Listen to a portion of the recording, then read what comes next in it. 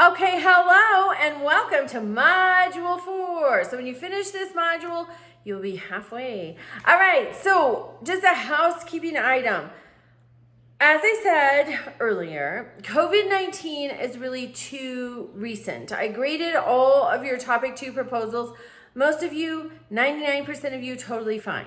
The reason we want something, older is because you're going to look at the historical narrative. And as we are coming to know, that changes through the years. We get more primary sources. We get a more broad sampling of primary sources. We better understand historical events. So if you pick COVID-19, I sent some feedback on that. And if you have questions about that, please let me know.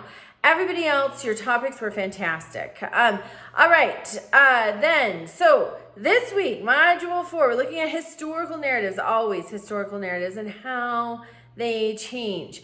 Sometimes history, the telling of history is told by the in crowd, but we need perspective from everybody, and that's where primary sources are just essential because they really reshape dominant narratives with actual events and actual perspectives and emotions and actual experiences of participants. Primary sources are just essential.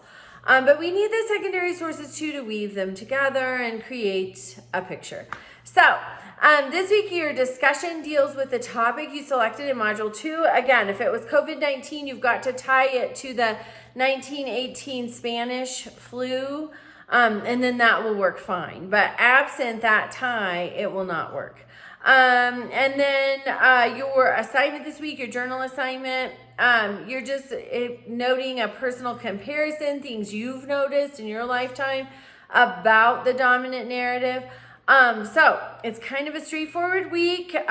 Also, please check your similarity scores.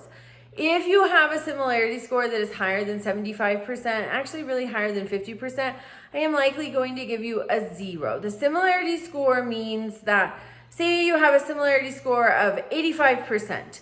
That means that all but 15% of what you are turning in exists already in that exact form. So you need to be evaluating your similarity score. Even with a template, it really should not exceed 30%. If it does exceed 30%, you've got to go back through.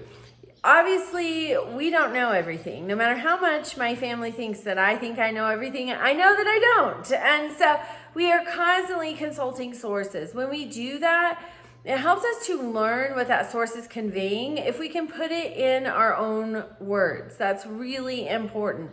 But also, even when we've put something in our own words, we've still got to give credit for that. So we need to indicate it. Sometimes it's with a footnote. Sometimes it's with an in-text citation. Sometimes we put the cite at the end of the paragraph where we've used that information. However you do it, you've still got to give credit. But if you will learn to put things in your own those similarity scores will not be so excessive. If you have questions about that, or if you got a 0 because of that, please reach out to me and we can talk about it more. All right, have a great week.